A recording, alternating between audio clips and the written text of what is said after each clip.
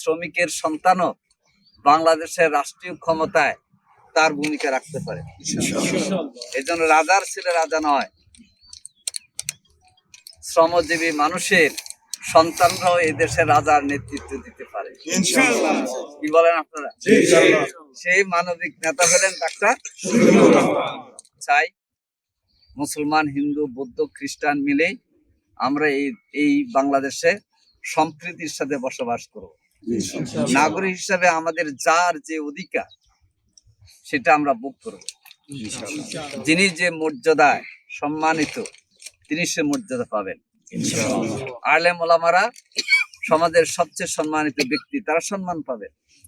একজন শিক্ষক সম্মান পাবেন, একজন কৃষক তার মর্যাদা এবং তার সম্মানী মর্যাদা পাবেন, একজন শ্রমিক তার শ্রমের মর্যাদাও পাবেন এবং সম্মানও পাবেন।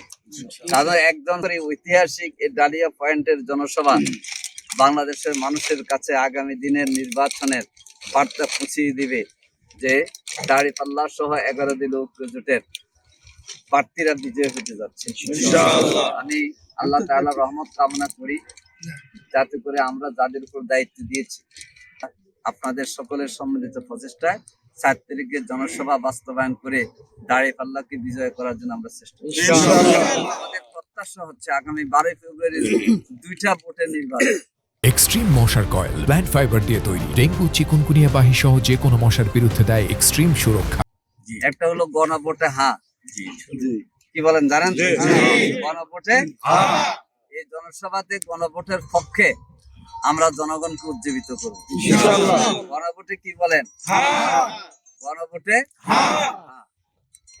এই গণভোটে হ্যাঁ মানে হচ্ছে জুলাই যোদ্ধাদের স্বীকৃতি, জুলাই সনদের স্বীকৃতি, যারা শহীদ হয়েছে তাদের মর্যাদার স্বীকৃতি, তাদের যে মামলা হয়েছে তাদের হত্যাকাণ্ডের প্রেক্ষিতে সে হত্যাকারীদের বিচার, যারা আহত হয়েছে আহতদের সুচিকিৎসার দাবি এবং আহতদের নিয়ে নতুন বাংলাদেশ গড়ার অঙ্গীকার। কি বলেন? আর ভোট দিতে হবে জাতীয় সংসদ নির্বাচনে। এখানকার মার্কা কি? 7 আসনের মার্কা।